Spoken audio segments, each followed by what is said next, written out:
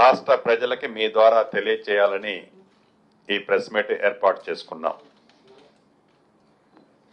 ప్రభుత్వం ఏర్పడటానికి ముందు ఎన్నికల్లో వాగ్దానం భాగంగా ఇందిరమ్మ ప్రభుత్వం అంటేనే ఇందిరమ్మ ఇళ్ళు అనే స్లోగన్ ప్రతి మీటింగ్లో మా నాయకులు మేము తీసుకొచ్చాం. అన్నమాట ప్రకారం రాష్ట్ర ఆర్థిక పరిస్థితి సహకరించదు అని తెలిసి కూడా పేదవాడికి ఇల్లు అంటే 4 ఇటుకలు పైన 4 సువ్వలు పెట్టి స్లాబ్ పోయటం కాదు, పేదవాడి ఆత్మ గౌరవం, పేదవాడికి ఒక భద్రత, భరోసా, ఒక ఇల్లు. అటువంటి ఇల్లు పేదవాడికి ఇవ్వాలి అనే సంకల్పంతో పేదవాడి కష్టాలు తెలిసిన ఈ ప్రభుత్వం మొదటి విడత రాష్ట్ర వ్యాప్తంగా 4.5 లక్షల ఇల్లు ఇచ్చే కార్యక్రమం, ప్రతి ఇంటికి 5 లక్షల రూపాయలు ఉచితంగా 4 విడతల్లో ఇవ్వాలి అని ఆ ఇల్లు కట్టిన లెవెల్ను బట్టి ఇచ్చే కార్యక్రమం ప్రతి సోమవారం నాడు వారు కట్టిన లెవెల్ను బట్టి ఆ డబ్బిచ్చే కార్యక్రమాన్ని పూర్తి చేసుకుంటూ వస్తున్నాం. రాష్ట్ర వ్యాప్తంగా రూరల్లో సుమారు ఇప్పటి వరకు 3 లక్షల పైచిలకు ఇల్లు వివిధ దశల్లో ఉన్నాయి. నాకు తెలిసి నా దగ్గర ఉన్న ఇన్ఫర్మేషన్ ప్రకారం ఈ రాబోయే మార్చి నాటికి 1,00,000 ఇళ్ళు పైచిలకు గృహప్రవేశాలు కాబోతున్నాయి. ఇప్పటికే సుమారు 22-23 వేల ఇళ్లు పూర్తయ్యాయి. 1,00,000 ఇళ్లు పైచిలకు గృహప్రవేశాలు పూర్తి కాబోతున్నాయి. మిగిలిన ఇళ్లు నాకు తెలిసి రైనీ సీజన్ కంప్లీట్ అయ్యే లోపు, రైనీ సీజన్ వచ్చే లోపు ఫస్ట్ ఫేజ్ లో ఇచ్చిన ఈ ఇళ్లు ఏవైతే ఉన్నాయో 3 లక్షల పైచిలకు ఆన్ గోయింగ్, 4.5 లక్షల్లో మిగిలినవి కూడా వివిధ దశల్లో ఉంటాయి. ఏప్రిల్ మే ఎండింగ్ కల్లా ఈ 3 లక్షల ఇళ్లు పైచిలకు గృహప్రవేశాలు కాబోతున్నాయి. కొత్త ఫైనాన్షియల్ ఇయర్ లో అంటే ఏప్రిల్ నుంచి 2వ విడత ఇళ్లు ఇచ్చే కార్యక్రమాన్ని కూడా ఈ ప్రభుత్వం చేయాలని నిర్ణయం తీసుకోవటం జరిగింది. ఇది ఒకసారి ఇచ్చో 2 సార్లు ఇచ్చో ఇవ్వటం అయిపోయింది అని చేతులు దులుపుకునే ఆలోచన ఈ ప్రభుత్వానికి లేదు. అర్బన్కి సంబంధించిన విషయంలో కూడా జిహెచ్ఎంసీ పరిధితో పాటు పాత జిల్లా హెడ్ క్వార్టర్లతో పాటు ముఖ్యమైన పట్టణాలు, కోరు అర్బన్ ప్రాంతాలలో ఈ ఇందిరమ్మ ఇళ్లకు సంబంధించింది కూడా ఒక ప్రణాళిక తయారైంది. ప్రధానంగా ఈ కోరు అర్బన్ ప్రాంతానికి సంబంధించిన దాంట్లో మురికివాడల్లో నివసించే పేదవాళ్ళకి మనం ఎక్కడో బహు దూరంలో 15 కిలోమీటర్లలోనో 20 కిలోమీటర్లలోనో అక్కడ మనకి భూమి ఉంది కదా అని అక్కడ కడితే ఆ కట్టే ఇల్లు కూడా 15 ఫ్లోర్లో 20 ఫ్లోర్లో కడితే ఈ 20 కిలోమీటర్లు ప్రతిరోజు ఈ పేదవాడు పొట్టకూట కోసమే జీవిస్తున్నామని పోరాటం చేసి ఆ పేదవాడు అంత దూరంలో ఉండి మళ్ళీ ఇక్కడ పనిచేసుకోవటానికో అతని చిరు వ్యాపారాలు చేసుకోవటానికో అంత దూరం నుంచి ఆపరేషన్ చేయలేని కారణంగా గత ప్రభుత్వంలో మేము 2 బిహెచ్కేలు 50,000 ఇచ్చినా 60,000 ఇచ్చినా అవి కూడా ఖాళీగా ఉండటానికి రీజన్ అది అని గ్రహించి సైంటిఫిక్ గా దీనికి ఒక పరిష్కారం తేవాలి అనే ఆలోచనతో ఈ దేశంలో ఉండే అనేక ప్రధానమైన నగరాల్లో ఎలా వాటిని షార్ట్ అవుట్ చేస్తున్నారు, లైక్ బొంబాయి, బెంగళూరు, ఢిల్లీ లాంటి ప్రాంతాల్లో ఎలా చేస్తున్నారు అనేది ఒక సైంటిఫిక్ సర్వే కూడా చేపించి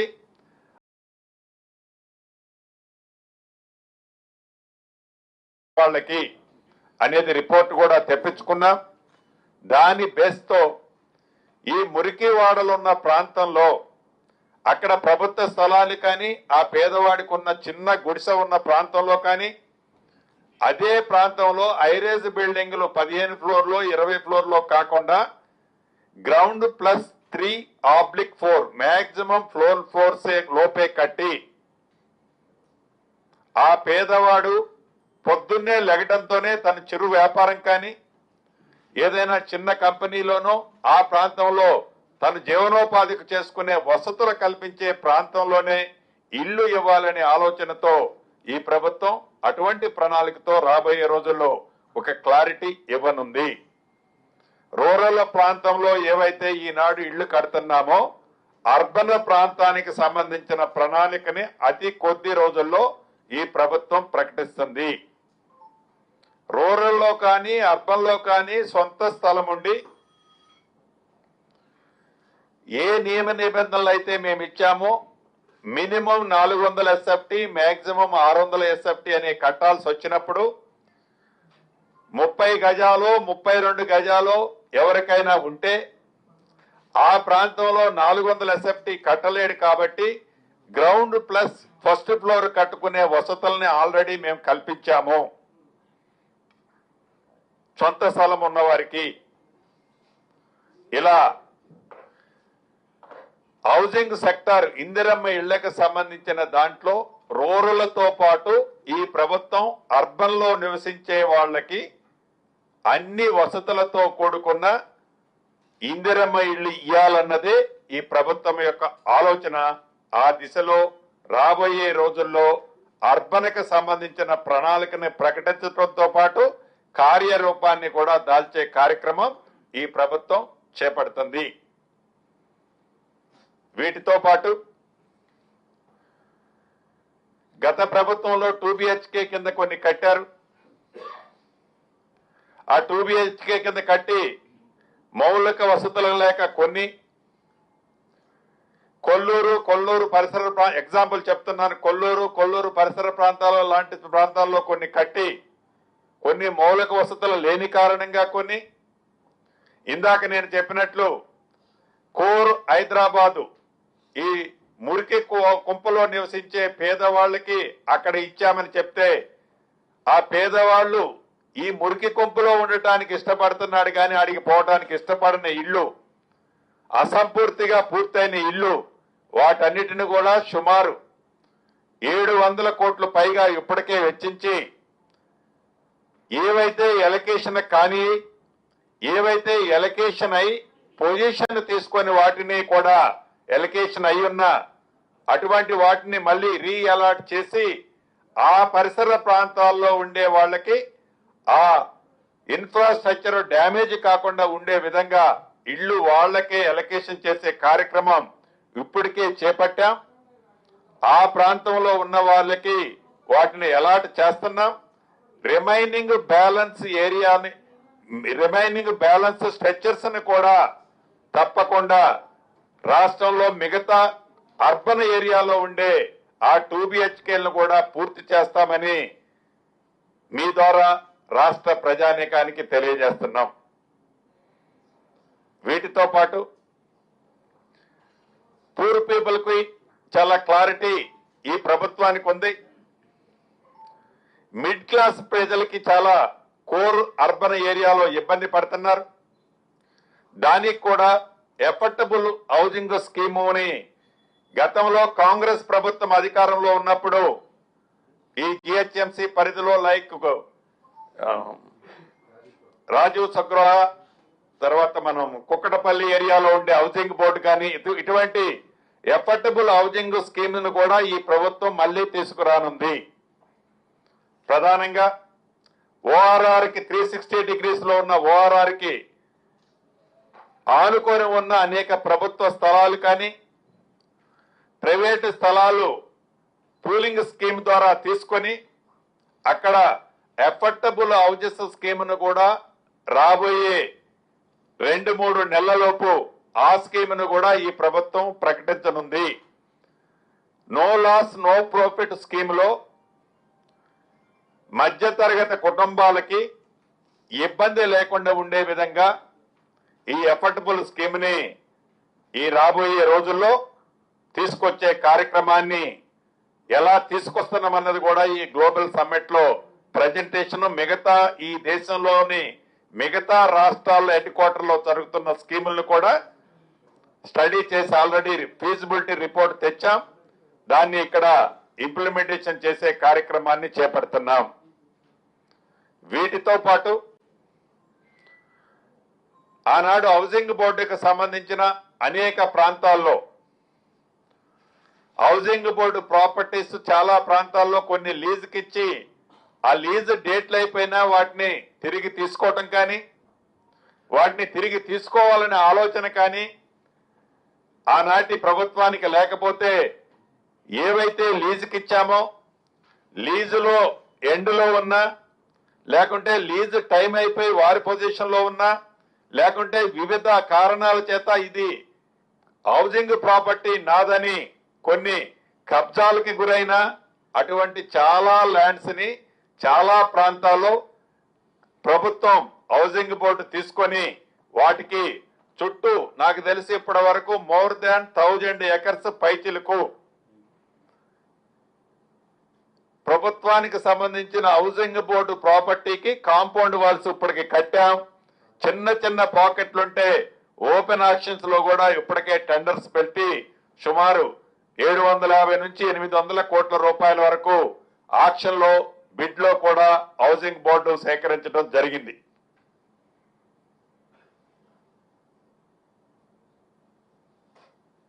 ఇంకా ఈ హౌసింగ్ బోర్డుకు సంబంధించిన దాంట్లో ఈ ప్రభుత్వం వచ్చే నాటికి హౌసింగ్ బోర్డు హౌసింగ్ డిపార్ట్మెంట్ అనే లేకపోతే ఇటుక పేర్చి ఇల్లు ఎలా కడతామో కింద సెక్షన్ ఆఫీసర్ దగ్గర నుంచి అటెండర్ దగ్గర నుంచి కాంట్రాక్ట్ బేసిస్ లో కొంతమందిని హౌసింగ్ సెక్టార్ లో ఉన్న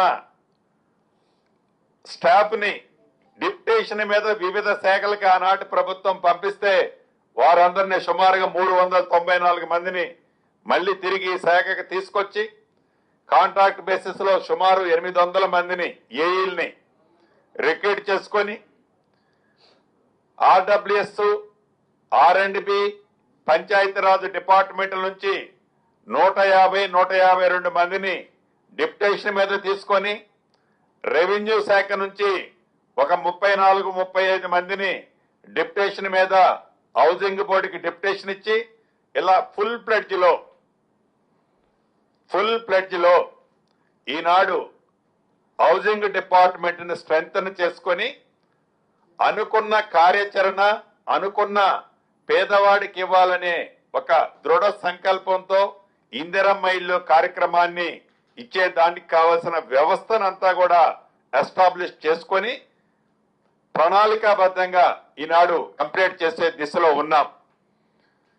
అంతేకాదు పారదర్శకంగా ఈ ఇందిరమ్మ ఇల్లు ఇచ్చే కార్యక్రమం కూడా ఎక్కడ అవినీతి రహితంగా ఎక్కడైనా సెక్రటరీలు నాకు తెలిసి రాష్ట్ర వ్యాప్తంగా ఒక 8 మందో 9 మందో విలేజ్ సెక్రటరీలు 5,000 అడిగారు 10,000 అడిగారు అని ఇన్ఫర్మేషన్ వస్తే విత్ ఇన్ 24 అవర్స్ లోనే అటువంటి అధికారులను కూడా సస్పెండ్ చేయటం కాకుండా కొన్ని ప్రాంతాల్లో సర్వీస్ నుంచి కూడా రిమూవ్ చేశాం.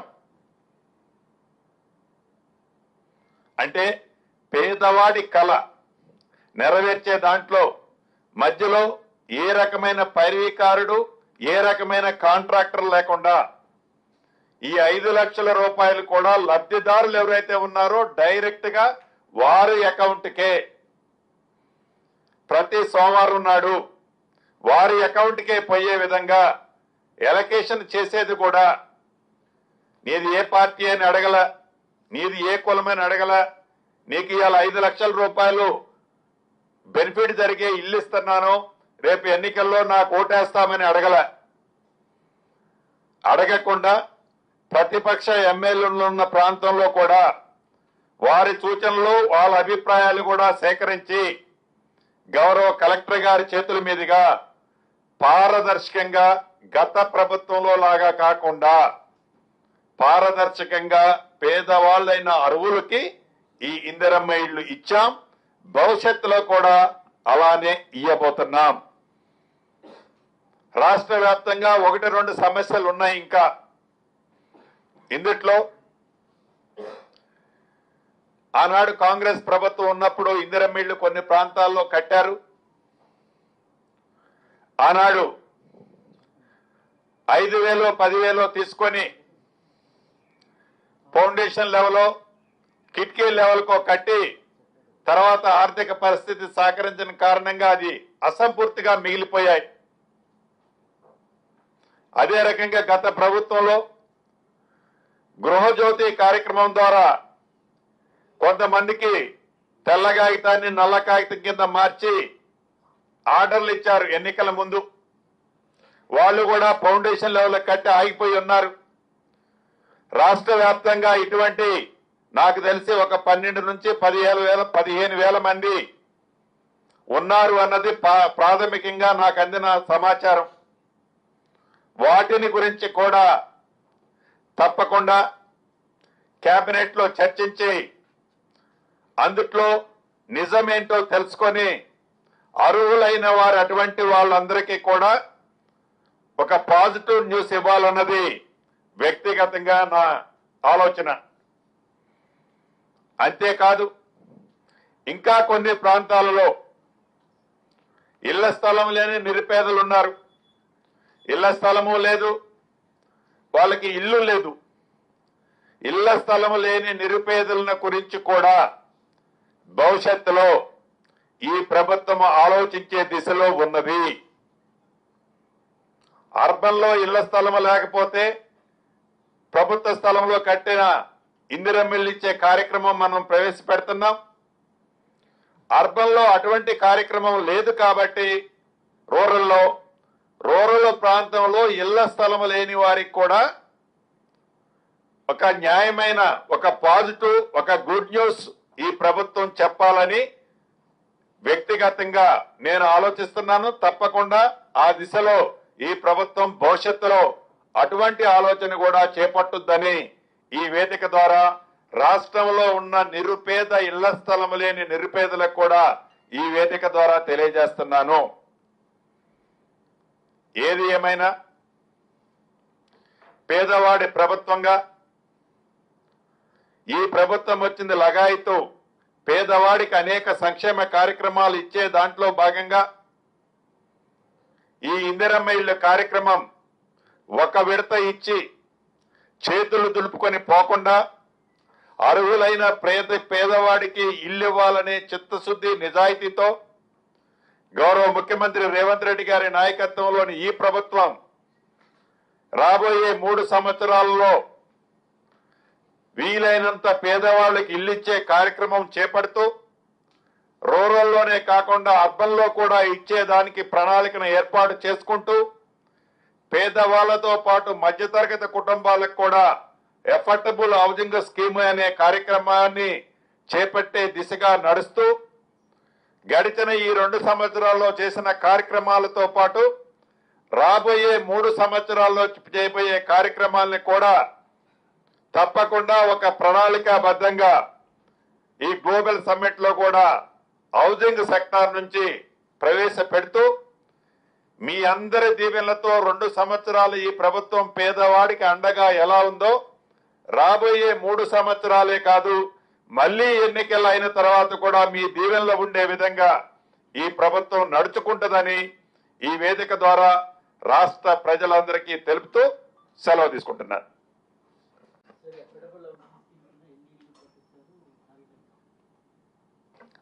ఫస్ట్ 4 ప్లేసెస్ 4 డైరెక్షన్స్ లో ఓఆర్ఆర్ చుట్టూ ఐడెంటిఫై చేశాం. మినిమం 8,000 to 10,000 ఒక్కొక్క పాయింట్ లో ప్లానింగ్ చేస్తున్నాం. హౌజెస్ అది ప్రిపరేషన్ స్టేజ్ లో ఉంది. అఫోర్డబుల్ అంటే అఫోర్డబుల్ గానే ఉంటది. No profit, government no loss, no profit. దీంతో పాటు ఇంకొకటి కూడా మిస్ అయ్యాను. గతంలో హౌసింగ్ డిపార్ట్మెంట్ లో ఫర్ ఎగ్జాంపుల్ కుక్కటపల్లిలో గ్రౌండ్ ప్లస్ 2 floors 3 floors కట్టి ప్రైమ్ ఏరియాలో కొన్ని హౌసింగ్ అఫోర్డబుల్ హౌసింగ్ స్కీమ్స్ కింద కొన్ని అలొకేషన్ ఇచ్చారు. వాళ్ళందరూ విల్లింగ్, అంటే ఇది దేశంలో కొన్ని రాష్ట్రాల్లో, ప్రపంచంలో కొన్ని రాష్ట్రాల్లో జరుగుతుంది. వాళ్ళు విల్లింగ్ తీసుకొని అవి కూడా కురుస్తున్నాయి, అవి కూడా డిస్మాంటిల్ స్టేజ్ లోకి వస్తున్నాయి. ఆ వచ్చిన ప్రాంతంలో మళ్ళీ రీబిల్డ్ హైరైజ్ బిల్డింగ్లు కట్టే కార్యక్రమానికి కూడా ఒక ప్లానింగ్ చేస్తున్నాం.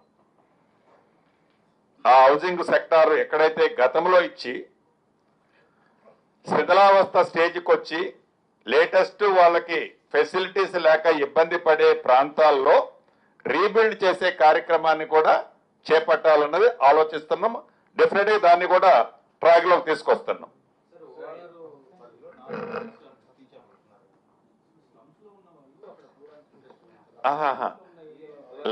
ఇది ఎఫర్డబుల్ హౌజెస్ నేను చెప్పేది 4 ప్లేసెస్. ఇందాక నేనే చెప్పాను, స్లమ్స్ లో ఉన్న వాళ్ళు కొల్లూరుకు పోయి ఉండాలి అంటే ఉండలేకపోతున్నారు. అక్కడ నుంచి వచ్చి ఇక్కడ ఏదో పళ్ళబండి నడుపుకుంటాడు, ఇక్కడ ఒక ఇస్త్రీ పెట్టుకుంటాడు, లేకుంటే ఇక్కడ అక్కడ ఒక 4-5 ఇళ్లలో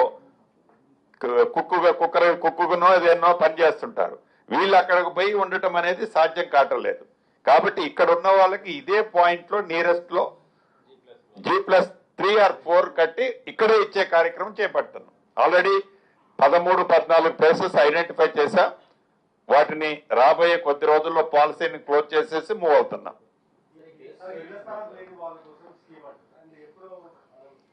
ఇది మోస్ట్లీ ఇది 3rd ఫేజ్ కట్ల మూవ్ అవుతుంది. 2nd ఫేజ్ లో కూడా ఇంకా ఇళ్ల స్థలం ఉన్నవాళ్ళు ఎలిజిబుల్ ఉన్నోళ్ళు ఉన్నారు. 3rd ఫేజ్ లోకి వస్తుంది.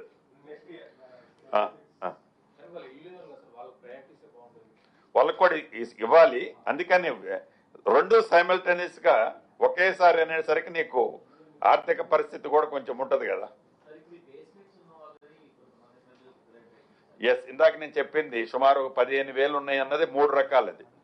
ఒకటి గృహజ్యోతి ద్వారా గత ప్రభుత్వం ఎన్నికలకు 10 రోజులు ఉందనగా సర్టిఫికెట్లు ఇస్తే ఫౌండేషన్లు కట్టుకున్న వాళ్ళు సుమారు 11-12,000 ఇళ్ళు ఉన్నాయి. ఇది కాకుండా రాజశేఖర రెడ్డి గారి టైంలో ఇందిరమ్మ ఇళ్ళు పేరుతో 5,000, 10,000, 15,000 తీసుకొని 360 degrees మనం వెట్ చేసేటప్పుడు ఆ 360 degrees లో ఇందిరమ్మ ఇళ్ళు ఇచ్చినట్టు వాళ్ళకి కనపడుతుంది. కానీ వాళ్ళు తీసుకున్నది 5,000, 10,000, 12,000 లేకుంటే ఒక 15 కట్టలు సిమెంట్ కట్టలో తీసుకున్నారు.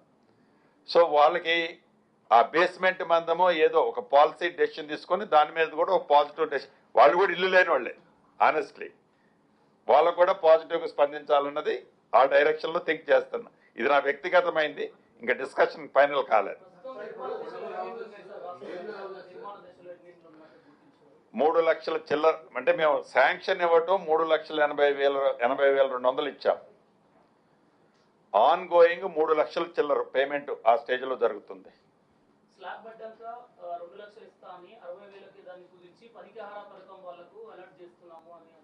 తప్పు.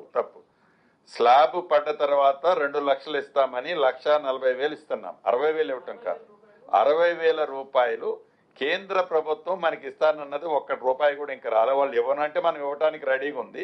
వాళ్ళు డైరెక్ట్ గా వాళ్ళ అకౌంట్ ట్రాన్స్ఫర్ చేస్తారు. వాళ్ళు 60,000 టై చేసినప్పుడు మనం 60,000 చేయాలి. మళ్ళీ ఈ 1,20,000 చేస్తే నువ్వు 2 లక్షలు ఇస్తే 5 లక్షల బదులు 5,20, 5,30 పోయేటట్టుంది. మళ్ళీ బెనిఫిషరీకి పోతే బ్యాక్ రాదు. కాబట్టి వీఆర్ పుషింగ్ సెంట్రల్ గవర్నమెంట్. ఒక క్లారిటీ వస్తే మనం ఇయటానికి రెడీ ఉన్నాం. అంటే నువ్వు డైరెక్ట్ గా ఆన్లైన్ లో పోయే డబ్బు కాబట్టి ఇది ఆపలేం మనం. పనికి ఆర్పదానికి దానికి లింక్ లేదు. నోవే.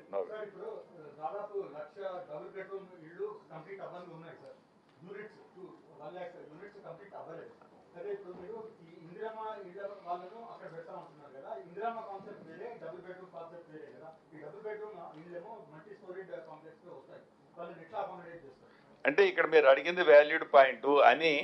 నేను గ్రౌండ్ +3 అన్నానని పైన ఉన్న 15 ఫ్లోర్లు 13 ఫ్లోర్లు కొట్టేలేను కదన్నా పెదన్నా. సో దాన్ని ఏం చేయాలంటే ఉన్న దాంట్లోనే ఆ ఫెసిలిటీస్ క్రియేట్ చేసి ఆల్రెడీ ఇన్ఫ్రా కట్టాడు. కొన్ని చోట్ల స్లాబ్లు వేసాడు, వాల్స్ కట్టలేదు. స్లాబ్లు ఉన్నాయని ఆ ఇన్వెస్ట్ అయిన డబ్బుని వదులుకోలేము. గోడలు కట్టి వాటిని కంప్లీట్ చేసి ఎవరికో వాళ్ళకి ఇవ్వటం. అంటే కోర్ ఏరియా వాళ్ళకి కాకపోయినా ఆ ప్రాంతంలో ఆ పరిసర ప్రాంతాల్లో కొన్ని గ్రామాలు ఉన్నాయి. ఫర్ ఎగ్జాంపుల్ కొల్లూరు ఉంది, అక్కడ మండల హెడ్-క్వార్టర్ చుట్టూ కొన్ని గ్రామాలు దాని చుట్టూ ఉన్నాయి. Cost wise it is costly, no doubt about it. నీకు ఎక్కడ కాస్ట్ కంటే అక్కడ కాస్ట్ ఎక్కువ ఉంది. కానీ ఎవరికైతే ఎలకేషన్ చేస్తున్నారు, ఎందుకంటే మొన్న జూబ్లీ హిల్స్ ఎలక్షన్లో నేను అక్కడికి పోతిని, వాళ్ళ బాధ చూశాను. అక్కడ ఆనాటి ప్రభుత్వం సుమారు 16,500 ఎలకేషన్ సర్టిఫికెట్లు ఇస్తే ఫిజికల్గా ఉంది 8,200, 8,300. నేను డోర్ టు డోర్ సర్వే చేపిస్తే 6,500 మంది అసలు ఆ డోర్ లాక్లే తీయలే. ఎందుకు తీయలేదంటే లేరా అని అంటే ఉన్నారు. ఎక్కడ ఉంటున్నారంటే మూసీ పక్కనో ఈ స్లమ్ముల్లోనే నివసిస్తున్నారు వాళ్ళు. This is the problem. అంటే ఇంత వ్యాస్ట్ ఏరియాలో మీకు ఒక 10 మందో 20 మందో 30 మందో పడకపోతే డెఫినెట్గా అంటారు. మొన్న ఇదే ఓవర్ సైట్లో కూడా నాకు తెలిసి ఒక 100-110 మందికో ఫస్ట్ బ్యాంక్ అకౌంట్ ట్రాన్స్ఫర్ కాదు. అది ప్రొసీజర్లో ఉండగానే మీలాంటి మిత్రులు కావట్లేదని నేను కేకలేస్తే వీళ్ళు రిలీజ్ చేశారు. మళ్ళీ ఇది అయింది అది అయింది, డబుల్ పేమెంట్ అయింది. డబుల్ పేమెంట్ అయిన తర్వాత మళ్ళీ దాన్ని వెనక్కి తెచ్చుకోవడానికి వీళ్ళు మళ్ళీ బ్యాంకుల్లో హోల్డ్ చేసి, అంటే టెక్నికల్గా చిన్నవి వస్తుంటాయి. సో అందుకని క్షణావేశంలో గబగబ నిర్ణయాలు తీసుకోవద్దు అనేది అది. ఇంకా పూర్తి అవ్వలేదు, అది పూర్తి అవుతుంది.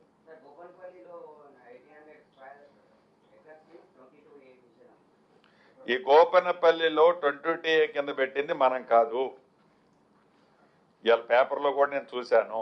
ఇది ఎప్పుడు గత ప్రభుత్వంలో ఎప్పుడో పెట్టారు. మన ప్రభుత్వం వచ్చిన తర్వాత 22లో పెట్టామనేది తప్పు. ఆ పెట్టిని కొత్తగా మనం ఏదన్నా ఎలిగేషన్స్ వచ్చినాయి ఐడెంటిఫై చేసినవి ఉంటే ప్రొబిటెడ్ లిస్టులో పెట్టిన మాట వాస్తవం. ఎగ్జాంపుల్ 59 జీవోలో 100 కోట్ల విలువ చేసేదాన్ని ఎక్కడైనా అన్యాక్రాంతమైందని నోటీస్కి వస్తే పెట్టాం. ఏదైతే ఎక్విజిషన్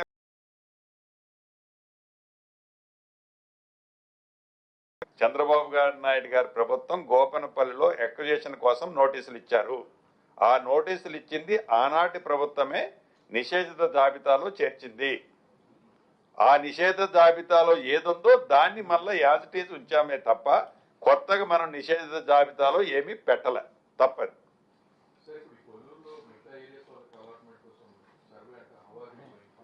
ఎక్కడైతే మనం ఇందిరమ్మ ఇళ్ళు ఇచ్చినట్లే ఆ పరిసర ప్రాంతాల్లో ఉండే గ్రామాల్లో ఎలిజిబుల్ అయిన వాళ్ళకి ఆ బ్యాలెన్స్ ఇవ్వాలన్నది నా యొక్క ఆలోచన. అప్పుడే అది యూటిలైజేషన్లోకి వస్తుంది. అదర్వైజ్ యూటిలైజేషన్లోకి రాదు. ఆ వెనక్కి తీసుకోవాలి, లేకుంటే ఇతను పోయి నివసించడు. ఇది కూడా ఏంటి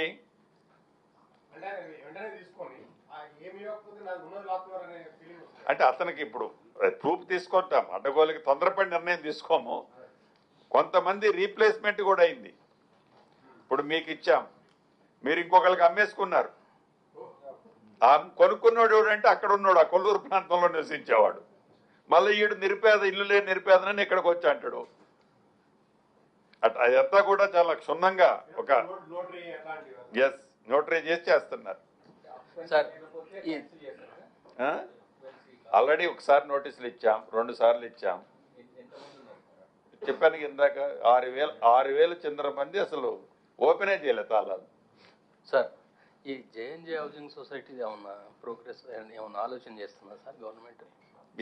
జర్నలిస్టులది జేఎన్జే ఎస్, దాని గురించి కూడా గౌరవ ముఖ్యమంత్రి గారు మొన్న నేను కూర్చున్నప్పుడు చర్చించడం జరిగింది.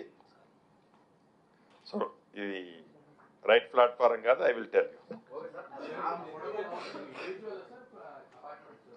ఎక్కడ మోస్ట్లీ బోత్ కాన్సెప్ట్లోకి వస్తాం.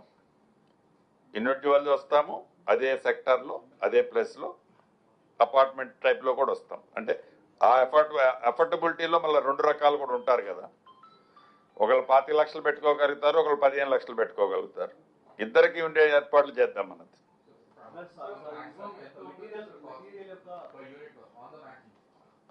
ఇది ఇంకా లిక్విడ్ స్టేజ్లో ఉంది. ఇట్ టేక్స్ అనదర్ ఒక 1 మంత్ టైం పడుతుంది నాకు.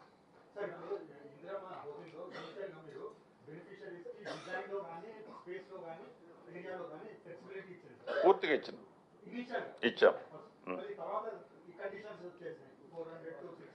అంటే ఇక్కడ మీరు కూడా మీడియా మిత్రులు సహకరించాల్సింది ఏంటంటే, నేను ఇందిరమ్మ ఇల్లు ఇస్తున్నా, అతను 2,000 స్క్వేర్ ఫీట్లతో ఇల్లు కడుతున్నారు. 2000 స్క్వేర్ ఫీట్లతో ఇల్లు కడుతున్నంటే పూరెస్ట్ ఆఫ్ ది పూర్ ఎట్లా అవుతాడు? అది లాజిక్. సో 400 కంటే లోన్ అనుకున్నామండి. నిజంగా మనకి కేంద్ర ప్రభుత్వం నుంచి 72,000 రూపాయలు ఇచ్చే స్కీము మనం అప్లై చేసుకున్నాం రాష్ట్ర ప్రభుత్వ పక్షాన. వాళ్ళ మినిమం వాళ్ళు 383 SFT కట్టాలి. అందుకే మినిమం 400 పెట్టాం. మ్యాక్సిమం దీంట్లో ఒక హాఫ్ పెట్టి 600 పెట్టాం. అంటే పూరెస్ట్ ఆఫ్ ది పూర్ అంటే ఆ రేంజ్లో ఉండాలి. మనం ఇందిరమ్మ ఇళ్ళు 5 లక్షల రూపాయలు డ్రా చేసి అతను 2,000 4,000 SFTతోనో ఇల్లు కడితే ఎక్కడో పొరపాటు జరుగుతుంది. కాబట్టి అట్లా కుదరదు అనేది చాలా స్పష్టంగా చెప్పాం. మొదట మనం చెప్పనప్పుడు రాష్ట్ర వ్యాప్తంగా సుమారు ఒక పైలట్గా మనం ఇచ్చే గ్రామాల్లో ఒక 200-250 హౌజెస్లో అక్కడక్కడ 600 కంటే 600, 650, 700 ఉన్నదాన్ని కూడా ఎగ్జామ్షన్ ఇచ్చాం. సబ్జెక్ట్ టు కండిషన్ వాటి వరకు. అంటే ఈ రిస్ట్రిక్షన్స్ కూడా ఏంటంటే పూరెస్ట్ ఆఫ్ ది పూర్కి పోవాలనే ఆలోచన తప్ప ఇంకో రిస్ట్రిక్షన్ కానే కాదు.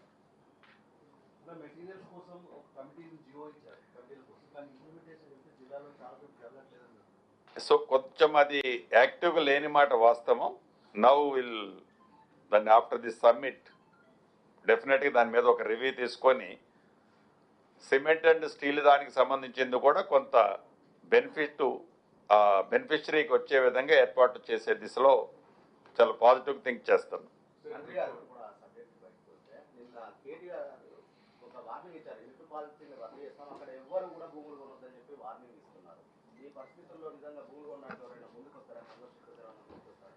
అంటే ఇక్కడ 2 రకాలు. గౌరవ మాజీ మంత్రి గారు చెప్పేది 2 పాయింట్లు చెప్తున్నాడని నేను అనుకుంటున్నా. మేబీ రాంగ్ గా రైట్ మీరు చెప్పాలి. ఒకటి, ఆక్షన్లో కొనుక్కునే వాళ్ళకి మళ్ళీ మేము వెనక్కి తీసుకొస్తామనేది ఒకటి. రెండవది, ఇండస్ట్రియల్ జోన్లో ఉన్న వాటిని కన్వర్షన్ చేసే వాటిని వెనక్కి తీసుకొస్తామన్నది ఒకటి. ఈ 2 పాలసీలు అడాప్ట్ చేసింది మాకంటే ముందు మీరు 10 సంవత్సరాలు ఆక్షన్లో పెట్టి ఏదైతే ఇప్పుడు మనం 101 కోటి పైన ప్రాంతం ఏంటది అన్నాడు నియోపోలిస్. మీరు మంత్రిగా ఉన్నప్పుడే 101 కోటికి మీరు ఒరిజినల్ ఆక్షనా లేకుంటే డోర్ వెనక మీరుండి ఆక్షన్ పెట్టించారో నాకు తెలియదు, కానీ 101 కోటికి మీరు అమ్మారు. మీరు ఓఆర్ఆర్ అమ్మారు, దాన్ని అమ్మారు, కొన్ని వేల ఎకరాలు ప్రత్యక్షంగా అమ్మారు, పరోక్షంగా అమ్మారు. మేము ఏడాది వాటిని వెనక్కి తేలేదే, తెస్తామని చెప్పలేదే. ఇక కన్వర్షన్ విషయానికి వస్తే మొన్న చెప్పాను, మళ్ళీ కొన్ని ఇప్పుడు గుర్తొచ్చినాయి, కొన్ని చెప్తాను. దిల్సుఖ్నగర్ దాని తర్వాత శిరీష్ రాజు గారికి సంబంధించిన ఇండస్ట్రీ ఒకటి ఉంటుంది. అరౌండ్ అది 42నో 43, అరౌండ్ 40 acres, 1 acre ± ఉంటుంది. అది ఎప్పటి నుంచో శిరీష్ రాజు గారు ఆడ మెయింటైన్ చేశారు. వారు కాంగ్రెస్కి అప్పుడు సంబంధించిన వాళ్ళు. దాని చేతులు మారి ఎవరో ప్రైవేట్ వ్యక్తులకు వచ్చింది. దాన్ని మీరు ఆ శిరీష్ రాజు గారి ఫ్యాక్టరీ నడిచేటప్పుడు కానీ, ఆ నడిచి కొన్ని రోజులు బంద్ అయినప్పుడు కానీ, అనేక సందర్భంలో వేలాది మంది ఆ పరిసర ప్రాంతంలో నివసించే కుటుంబాలు రోడ్లెక్కి ధర్నా చేసి ఈ ఇండస్ట్రీని షిఫ్ట్ చేయండి అని అన్నాయి. ఎక్కడ బోరేసినా నీళ్లు బదులు పచ్చటి ద్రావం వస్తుందని వాళ్ళు చెప్తుండేవాళ్ళు గొడవ చేసి. ఆ ప్రాంతాన్ని కూడా మీరు ఇండస్ట్రియల్ జోన్, కెమికల్ ఇండస్ట్రీలు ఉన్న ప్రాంతాన్ని కూడా తమరు ఆధ్వర్యంలో తమరు మంత్రిగా ఉన్నప్పుడు రెసిడెన్షియల్ జోన్ కింద మీరు కన్వర్షన్ చేశారు. ఇలా ఐడిపిఎల్ చాలా ప్రాంతాల్లో మీ శాసనసభ్యులు, మీ మంత్రులుగా ఉన్న కంపెనీలు, బినామీ కంపెనీలకు సంబంధించిన ఆస్తుల్ని మీరు ఇండస్ట్రియల్ జోన్ నుంచి కన్వర్షన్ చేసి చూపించడానికి రికార్డ్ ఎవిడెన్స్ ఉంది. దానికి ప్రత్యక్షంగా మీరే సంతకం పెట్టారు. మరి అయ్యాలు మీకు గుర్తు రాలేదా? వాటిని అన్నింటినీ మేమేం మళ్ళా తిరిగి మేము అది ఇది అని ఏం అనలేదే, భయపెట్టలేదే ప్రజల్ని ఏ రోజు? అంటే ఏంది అసలు మీ బాధ ఏంది? మీ ఆ విషయం కక్కే పద్ధతి ఏందో నాకు అర్థం కావట్లా. మాట్లాడితే 5 లక్షల కోట్లు. ఏంది 5 లక్షల కోట్లు? ఎన్ని వేల ఎకరాలు ఉంది? 5 లక్షల కోట్లు ఏంటి? 5 లక్షల కోట్లు కిక్ బ్యాక్ వచ్చేది ఎట్లా? నోటికి ఏ అంకెలు ఏ పదాలు వస్తే మేము చేసినాం కాబట్టి అదే స్టైల్లో మీరు క్యాల్కులేట్, మీరు చేసిన స్టైల్లో ఇక్కడ మాకు చేయడానికి అంత, ఇది నేషనల్ పార్టీ, అంత ధైర్యము సత్తా మాకు నిజంగా లేదు. అంత సాహసోపేతమైంది మీది ప్రాంతీయ పార్టీ కాబట్టి మీ నాయన మీరు మీ కుటుంబంలో నలుగురు కూర్చొని టిక్కులు పెట్టుకుంటారు. ఏడా నడవదే.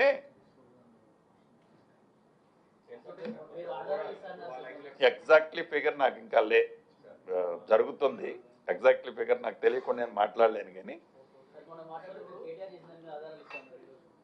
అందుకే ఇప్పుడు నేను చెప్పింది అదే కదా. ఇప్పుడు ఈ ల్యాండ్స్ అన్ని కొన్ని ఎగ్జాంపుల్ ఇచ్చాను మీకు. ఇవన్నీ నిజం. ఆయనే సిగ్నేచర్ చేసిండు, కన్వర్షన్ చేసింది.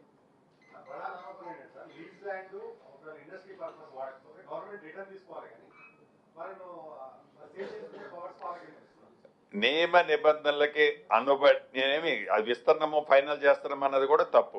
అసలు మేము ఇంకా చేసిన మాత్రాన్ని ఇంప్లిమెంటేషన్ అయిందే. నేను అనేది పాలసీ డిజైన్ లో కూడా పూర్తిగా నువ్వు ఏమైందో దాని ఇంప్లిమెంటేషన్కి రాకముందే నువ్వు కన్క్లూజన్కి వచ్చేసి 5,000 వచ్చింది, 10,000 వచ్చింది, 5 లక్షల కోట్లు వచ్చింది అనేది తప్పు. నెంబర్ 1. నీ టైంలో నేను నీ టైం అంటున్నంటే నువ్వు మాట్లాడటానికి ముందు అసలు నువ్వు మీరు చెప్పిన సిస్టంలో నువ్వు చేసినవా లేదా చెప్పు. మేము చేయలేదు. ఇంకా ఏదైతే లీజ్ పర్పస్కి ఇచ్చిన ప్రాపర్టీల్ని ఫ్రీ హోల్డ్ నువ్వు చేసి దాన్ని జోన్ కన్వర్షన్ నువ్వు చేసినవా లేదా? మళ్ళీ ఎట్లా మాట్లాడుతున్నావు నువ్వు? నీకొక చట్టం, ఇంకొకరికి ఒక చట్టం, ఇంకొకరికి ఒక చట్టమా? నేను అనేది వీళ్ళిద్దరూ మొదటి నుంచి మేమందరం చెప్తున్నాం ఒకటే తాను బట్టలు. మీకు కన్ఫ్యూజన్ ఏముంది? ఇద్దరు మాట్లాడుకోబట్టే కదా మన జూబ్లీ హిల్స్ ఫలితాలు ఏంటి చెప్పండి. అసెంబ్లీలో కానీ ఒరిజినల్గా రెగ్యులర్గా జరిగే అసెంబ్లీలో, పార్లమెంట్లో బీజేపీకి వచ్చిన ఓట్లు వచ్చాయండి. ఏమైపోయినాయి ఆ ఓట్లు? సేమ్.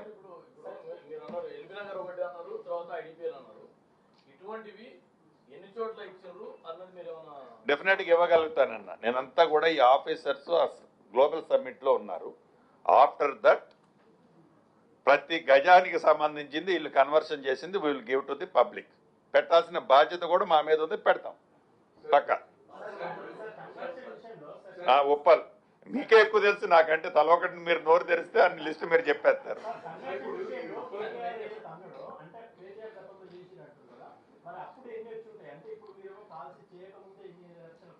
అంటే నేను ఆ ఫిగర్లు ఇప్పుడే చెప్పదలుచుకోలేదన్నా. వారంతా తొందరగా మేము మాట్లాడలేము, ఎందుకంటే వారు మాటకారులు. మాటలతోనే 2 సార్లు అధికారంలోకి వచ్చారు, చేతలతో రాలా. మేము ఎక్కువ చేస్తాం, తక్కువ మాట్లాడతాం. లేదు, ఇది క్యాబినెట్ సబ్ కమిటీలో చాలా ఎలాబరేట్ డిస్కషన్ అయింది. డిస్కషన్ అయిన తర్వాత అన్ని సెక్టార్ల రిపోర్ట్లు తీసుకొని అందరి అభిప్రాయాలు సేకరించిన తర్వాత క్యాబినెట్ సబ్ కమిటీ రికమెండ్ చేసి క్యాబినెట్కి పంపింది. క్యాబినెట్లో కూడా ఫుల్ ఫ్లెడ్జ్లో డిబేట్ అయిన తర్వాతనే ఈ పాలసీ మ్యాటర్ తీసుకున్నాం. ఏ ఒక్క వ్యక్తో, ఏ ఒక్క మంత్రో, ఏ ఒక్క ముఖ్యమంత్రో తీసుకున్నా వాళ్ళు చేసే గ్లోబల్ ప్రచారం 200% తప్పు. క్యాబినెట్ డెసిషన్ తీసుకున్న దాని తర్వాత నాకు తెలియదని క్యాబినెట్ మంత్రిగా ఆ శాఖ నాది కాదని నేను అనటము, ఎవరైనా అట్లా అన్నారు అని వాళ్ళు అబోధ కల్పించినా అది నిజం కాదు.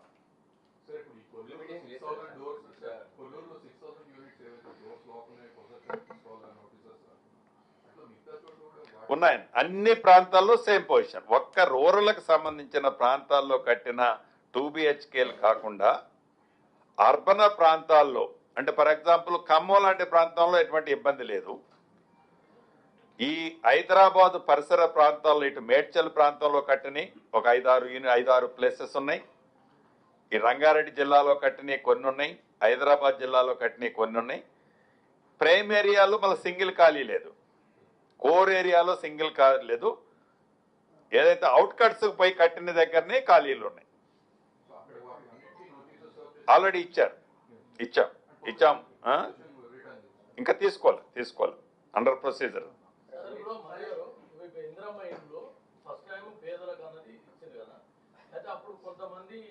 పిల్లర్స్ వరకు వేసో లేకపోతే చెత్త వేసుకున్న అండర్ కన్స్ట్రక్షన్ ఉన్నాయి, మీకు గవర్నమెంట్ వస్తుందని ఆశతో ఆపిన వాళ్ళకి సెకండ్ దఫాలు ఏమైనా ఛాన్స్ ఇస్తారని మాట అన్నారు. అదేమన్నా ఉందా ఆలోచన? ఇందాక నేను చెప్పింది ఎమ్మెల్యేలు కూడా కొంతమంది ఈ ప్రస్తావన తీసుకొస్తున్నారు. అందుకే ఇందాక నేను చెప్పిన దాంట్లో రెండు సెక్టార్లు అన్నా. ఒకటి, గత ప్రభుత్వం కాంగ్రెస్ ప్రభుత్వం ఉన్నప్పుడు ఇందిరమ్మ ఇళ్ళు ఇస్తే ఆ ఇందిరమ్మ ఇళ్ళకి సంబంధించిన దాంట్లో సిమెంట్ బ్యాగ్స్ తీసుకోను, ఒక 5,000 రూపాయలు డ్రా చేసుకోను, ఫౌండేషన్ కట్టి ఆ ఫౌండేషన్ మీద మళ్ళీ ఏదో ఒక చిన్న రేకులు పెట్టుకొని నివసించే వాళ్ళకి ఆ ఫౌండేషన్ మీద ఇవ్వాలన్నది నా వ్యక్తిగతంగా పాజిటివ్ థింకింగ్. గృహజ్యోతి ద్వారా 2023 నవంబర్లో మోస్ట్లీ అక్టోబర్ ఎండ్లోనో వాళ్ళు 3,000, 3 లక్షలు, 3,50,000 అని చెప్పి కొంతమంది సర్టిఫికేట్లు ఇచ్చారు.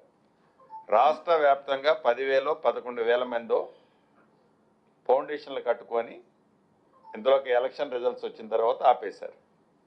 వాళ్ళకు సంబంధించిన దాంట్లో బేషిజార్నికి పోకుండా అది బిట్వీన్ 400 to 600 లోపు ఉంటే దానికి కూడా ఫౌండేషన్ అమౌంట్ తీసేసి ఒక అమౌంట్ ఫిక్స్ చేసి ఇవ్వాలన్నది రెండవది. ఇక మూడవది, మీరు చెప్పిన టైపులో ఈ రెండూ కాకుండా వారు వ్యక్తిగతంగా స్టార్ట్ చేసి అర్హులై ఉండుంటే ఫౌండేషన్ కట్టుకొని ఉంటే తప్పకుండా వీటితో పాటు వాటిని కూడా యాడ్ చేస్తున్నాం. సంగారెడ్డి జిల్లాలో నిన్న ఒక 100 కోట్ల అవినీతికి పాల్పడ్డాడు, ప్రభుత్వ భూములకు తప్పుడు సర్వే నెంబర్లు ఇచ్చి అని చెప్పేసి సర్వే ఏదైతే ఈ ప్రభుత్వ అధికారులు ఏదైతే అవినీతి జరిగిందని రైడ్లు జరుగుతున్నాయి అనేది ఉందో, ఈ ఏసీబీ అనేది రాష్ట్ర ప్రభుత్వం సంబంధించిన సంస్థ. వివిధ సెక్టార్లో వచ్చిన ఇన్ఫర్మేషన్లను బట్టి, అది ఏఐ కావచ్చు, టెక్నికల్గా డెవలప్ అయిన సెక్టార్ నుంచి వచ్చే ఇన్ఫర్మేషన్ బట్టి డెఫినెట్గా అది ఏ సెక్టార్లో ఎవరు దాని మీద యాక్షన్ తీసుకోగలుగుతారో రాష్ట్ర ప్రభుత్వమే అక్కడ ఫార్వర్డ్ చేస్తుంది.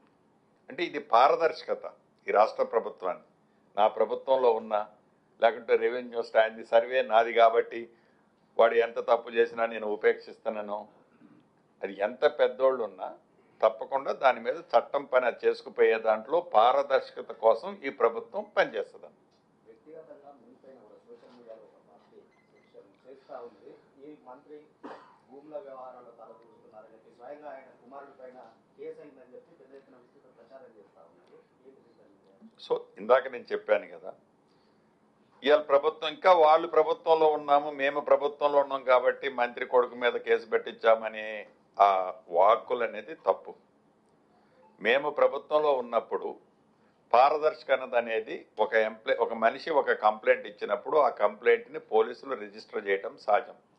రిజిస్టరే చేయొద్దని నేను అనగలుగుతాను, కానీ అలా అనే ఉద్దేశం ఈ ప్రభుత్వానికి లేదు.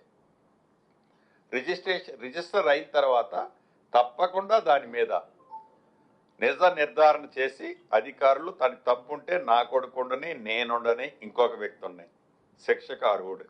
తప్పు లేకపోతే అవతల రాసిన వాళ్ళ గురించి నేనేం మాట్లాడా, వాళ్ళ ఇజ్ఞతకే వదిలేస్తా. వాళ్ళ తర్వాత దాన్ని వాళ్ళ మనసుని ఎట్లా సరిపెట్టుకుంటారో వాళ్ళే ఆన్సర్ చేస్తారు.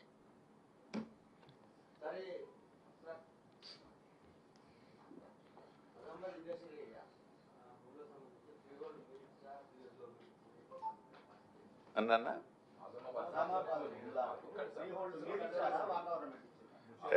ఎగ్జాక్ట్లీ మరి నాకు స్పెసిఫిక్ కేసు మీద ఐడియా లేదన్న. ఓకే ఓకే, అంటే మీరు ఆ లిస్టు నేను తీసి మీకు ఇస్తా. ఇచ్చే బాధ్యత ఆ శాఖ మంత్రిని కాకపోయినా నాది. ఏది ఐఎన్పిఆర్ మంత్రిగా మీకు మాట ఇచ్చారు కాబట్టి after this I will send to all copies. ఓకేనా? Thank you. మీరు 2 సంవత్సరాలు పూర్తిగా ఈ ప్రభుత్వాన్ని ఉన్నది ఉన్నట్టు నిర్భయంగా చెప్పినందుకు నా మిత్రులందరికీ కృతజ్ఞతలు.